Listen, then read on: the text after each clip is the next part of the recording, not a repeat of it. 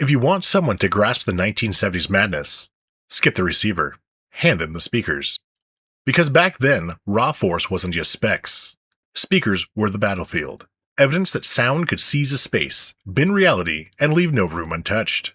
Some tipped the scales at over 100 pounds, some claimed whole corners of your home.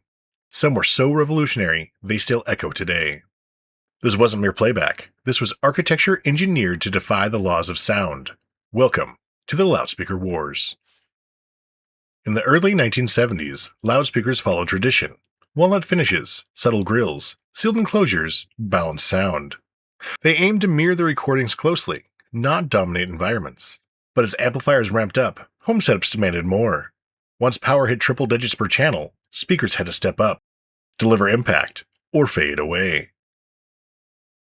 JBL, the West Coast icon. If tradition set the stage, JBL stole the show. Forward mid-range, brilliant highs, impact. The L100 didn't aim for balance, it aimed for alive. White 12-inch woofers, punch that made rock feel physical. Efficiency that let modest receivers feel explosive. And then the grills. Foam, sculpted, orange, blue, brown. They didn't blend into a room, they defined it. It even starred in that iconic Maxwell ad, the blown away guy. Hair flying, tie flapping, proving JBL's power wasn't just heard, it was felt. The L100 became more than a speaker, it became an icon. So iconic that decades later, long after slim towers replaced boxy cabinets, JBL brought it back. Walnut veneer, Quadrex foam, 12-inch woofer, updated inside, unmistakable outside. In an industry obsessed with progress, resurrection is rare. The L100 didn't just survive the era, it outlived it. Cerwin-Vega, volume without apology.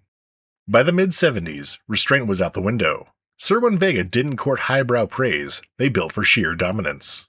Large woofers, 15-inch drivers in the D9 or the earth-shaking AT-15s. With cabinets that could handle punishing volumes. High sensitivity that turned average amps into crowd pleasers. Those signature red surrounds? A bold warning. These weren't delicate lab tools, they were party weapons, fueling disco floors, rock bashes, and backyard blowouts. They endured beyond the era. Today you can spot them in dive bars or festival rigs. From the 70s, AT-series powering house parties to modern descendants in high SPL setups. Cerwin-Vega didn't conquer by being subtle. They triumphed through unrelenting attitude. And that red ring legacy still thumps hard, proving volume has its own timeless appeal. Bose, the Wildcard challenger. Just when the wars seemed defined by raw power or horn-loaded efficiency, Bose threw a grenade. The 901s. This wasn't a conventional box, it was direct reflected sound, designed to mimic live concert acoustics, where most sound arrives indirectly via room reflections. 9 identical 4.5-inch full-range drivers per speaker, 1 firing forward, 8 angled backward to bounce off the wall. No traditional woofer tweeter crossover, just a single driver type, multiplied, blending direct and reflected sound into the enveloping field. It required its own active equalizer box to shape the response and boost bass. Position a few feet from the wall, tow them in slightly, and your living room transformed into an acoustic stage. Massive immersive soundstage pouring from everywhere. The catch? It sparked an endless war. Purists called it a gimmick. No highs, no lows. It must be Bose. Because the active equalizer forced a massive 18 decibel bass boost at 35 Hz. It was a power-hungry beast. It didn't have low sensitivity, but it craved serious current to survive. Pair that with your monster receiver like your Pioneer SX1980 or Sansui AU20000, and it drank the juice, delivering arena-scale presence. Yet for every critic, Legion swore by it. The 901 prioritized spatial realism over pinpoint accuracy. Perfect for recreating live recordings in your den, it redefined room filling and pushed acoustics forward. Decades later, the debates rage on, but its influence endures in spatial audio and immersive systems. Love it, hate it, or both, the Bose 901 didn't just play the wars, it changed the battlefield. Altec Lansing and Electro-Voice, professional DNA. Some brands didn't chase a home hi-fi arms race. They brought the fight from professional sound straight into living rooms. Altec Lansing and Electro-Voice imported theater and studio DNA, designs built to fill auditoriums, not dens.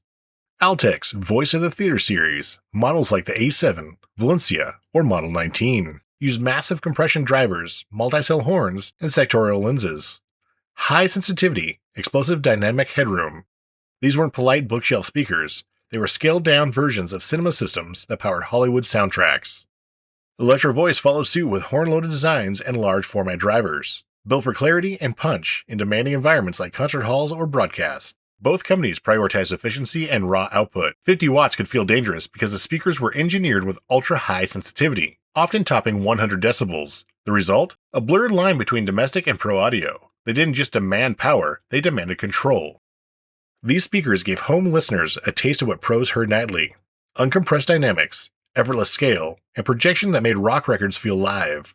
They demanded power, but when paired with monster receivers, they turned basements into venues. That professional DNA didn't stay confined to the era. It migrated outward, into recording studios, touring PA stacks, cinema sound systems, and modern reinforcement arrays. Walk into a concert today, or movie theater, and you'll still hear the echoes of Altec's multi-cell horns and EV's compression tech. They weren't just consumer products that influenced pro sound. They were pro tools that crossed over. And their legacy proves the loudspeaker wars weren't won only in living rooms. Infinity Systems, the experimenters. As the decade drew to a close, the loudspeaker wars shifted from brute force to bold experimentation. Infinity Systems stepped forward with something radically different: the EMIT ribbon tweeter. Introduced in the mid-1970s and refined across the quantum line and reference standard 4.5. This wasn't a conventional dome or cone, it was a thin, lightweight capped-in ribbon with aluminum conductor suspended in a magnetic field, vibrating like a flag in the wind to produce highs. The advantages were immediate and striking: lightning-fast transient response, extended frequency reach, and an open, airy texture that felt more like the real thing than traditional tweeters could manage. No heavy voice coil, no cone breakup, just pure, effortless detail. At the time, it felt exotic, fragile, almost too futuristic for a living room speaker. Critics worried about the durability, power handling, and whether the ribbon could survive real-world abuse. But Infinity paired it with large woofers, electrostatic panels, and ambitious enclosures, creating systems that sounded fast, spacious, and uncolored in ways sealed or horn designs rarely achieved. The gamble paid off in influence, if not in sales volume. The EMIT concept and ribbon technology in general quietly reshaped the industry. By the 1980s and beyond, ribbons and similar designs appeared in high-end monitors, studio reference speakers, and even affordable models. What started as an experimental outlier became a standard tool for achieving speed and clarity. Infinity didn't win the wars with sheer decibels or stubborn tradition. They won by proving that innovation, quiet, persistent, and technically audacious, could change the game long after the battles ended. These titans, and the others, didn't vanish. They were overtaken by progress. Digital arrived. Compact discs demanded surgical precision, clean, flat response, zero distortion, no forgiveness for excess. The technology advanced. Better drivers, tighter crossovers, lighter materials, and computer-optimized enclosures. Subwoofers claimed the low end. Satellites replaced monoliths. Precision won, excess lost. The giant altars vanished from living rooms. But we didn't just lose the size. Speakers age differently than receivers. Capacitors dry. Transistors drift. Electronics die. But wood endures. Magnets stay strong. And when the foam rots or the cone tears, we glue new paper, stretch new foam, and bring them roaring back. That's why so many 70s giants are still alive today. Not because they measure flatter, not because they image tighter, but because they were built to do one thing: make music feel alive. They didn't just reproduce sound, they attacked the room. They pressurized walls, they flexed floors. They turned bass into a shove. You didn't just hear it, you felt the air slam against you.